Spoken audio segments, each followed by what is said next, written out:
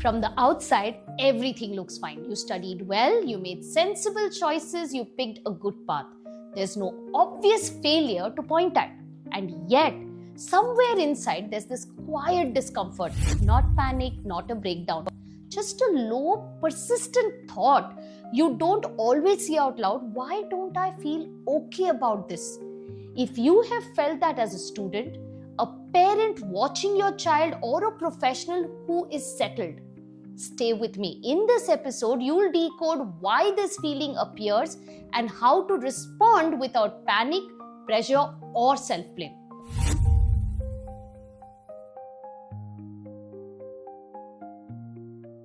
Namaste, I'm Preeti Durga and welcome back to Career Crafting Conversations, where we don't just talk about careers, we create fulfilling futures.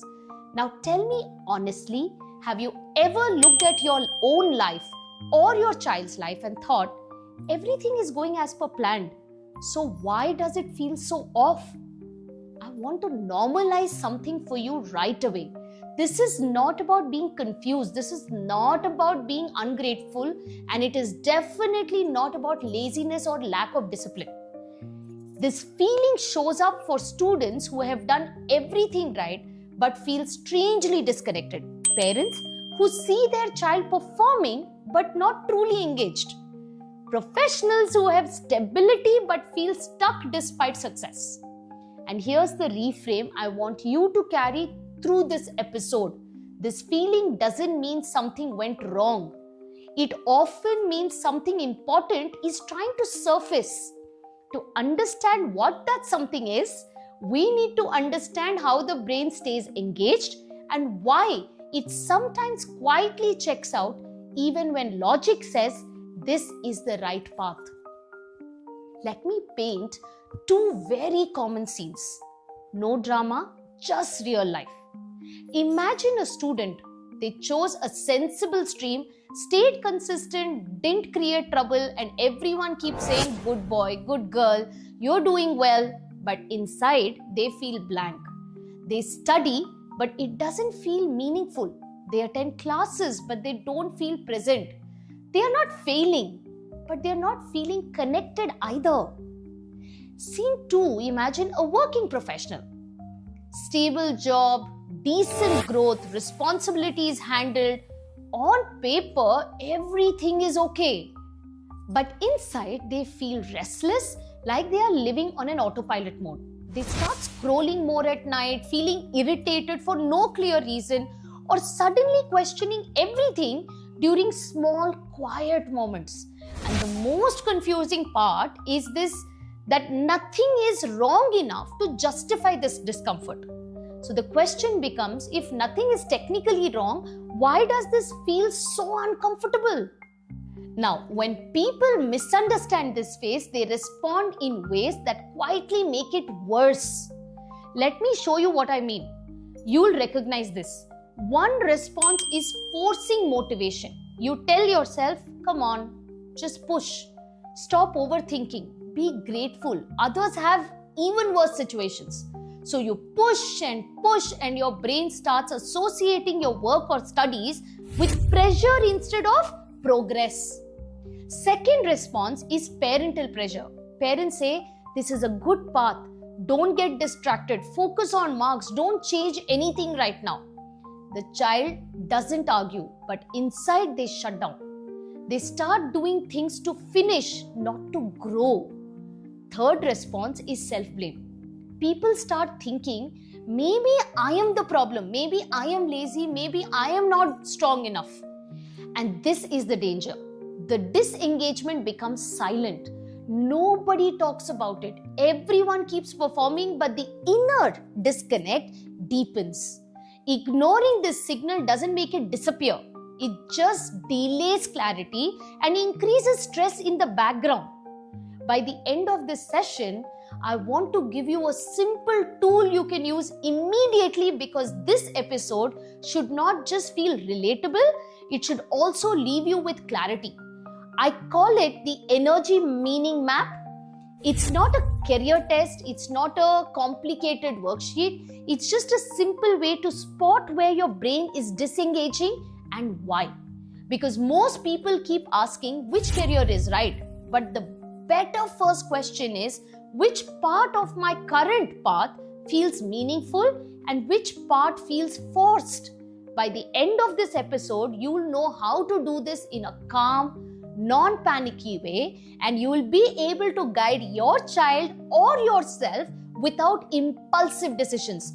Now let's go into the neuroscience behind why this happens. Here's the simplest way I can explain it. Your brain runs on two systems. One is the decision system. Logic, planning, right versus wrong. This is the system that helps you choose a sensible path. The other is engagement system. Emotion, meaning, inner reward. This is the system that decides whether you will feel alive while doing it. Now here's the catch. You can make a correct decision with logic, but if the engagement system is not activated, motivation fades. And that's why dopamine matters here. Dopamine is not just pleasure. It's the brain's signal for meaningful progress. When your daily actions don't match your internal values, your brain reduces that dopamine signal. The result is a waterfall effect. First, energy will drop, then interest drops, then you start avoiding, then comes that quiet withdrawal, doing the bare minimum, feeling emotionally flat, and constantly needing distractions to feel okay. And yes, if this continues for years, this is often what people label later as a midlife crisis. Not because life is bad, but because the brain has been running without meaning for too long. Now, quick boundary. If someone is experiencing persistent low mood, hopelessness, or clinical depression symptoms, professional support is important. But for many people, this phase begins as meaning misalignment, not laziness, not weakness. So what do we do with this? Let's make this practical, right? First, I want you to normalize the signal. The moment you feel this "I'm lost" sensation, don't label it as failure, just name it gently. Say, okay, something needs attention. That one sentence reduces shame and stops panic.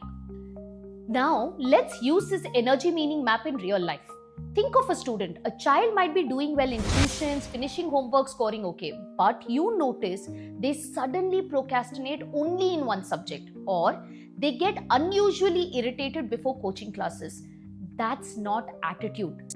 That's the engagement system saying, I'm not feeling meaning here. Or think of a professional.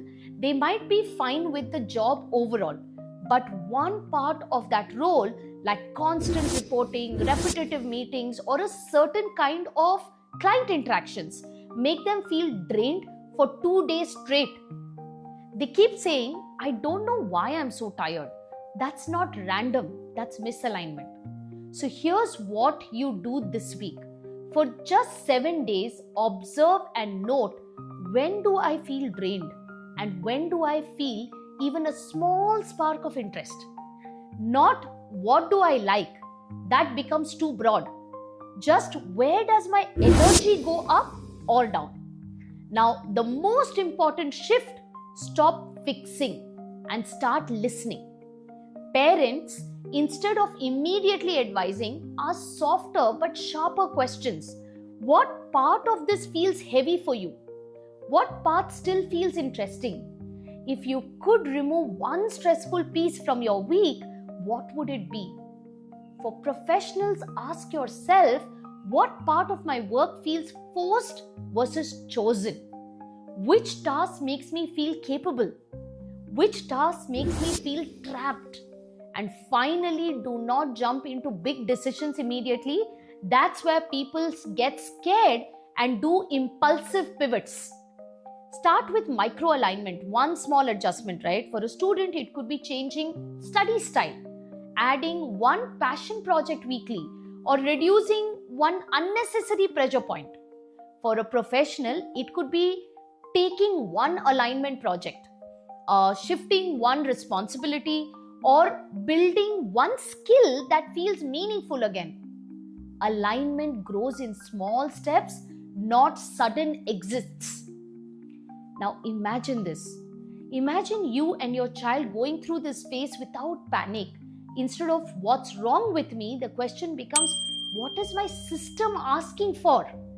Imagine a home where a child can say, I'm feeling disconnected, and the parent doesn't react with pressure, but with curiosity. Imagine a professional who doesn't wait for burnout to make changes, but listens early and adjusts gently. Because when we listen early to ourselves or to others, we don't need drastic corrections later. This feeling is not the end, it's feedback. And feedback, when understood, is how clarity begins. If this episode connected with you, I want you to do just one thing. For the next 7 days, track your energy patterns. Not perfectly, just honestly. And tell me in the comments what drained you the most this week and what gave you even a small spark. Because when people share patterns, others feel less alone and clarity becomes contagious. And one important boundary, some situations need structured support. Awareness is the first step, not the final one. Let me leave you with this. Feeling lost does not mean you failed. It often means you're ready for deeper alignment. Now take a deep breath and repeat this after me. I craft careers that don't just fit, but fulfill. I'm Preeti Durga, signing off from Career Crafting Conversations, where we don't just talk about careers, we create fulfilling futures.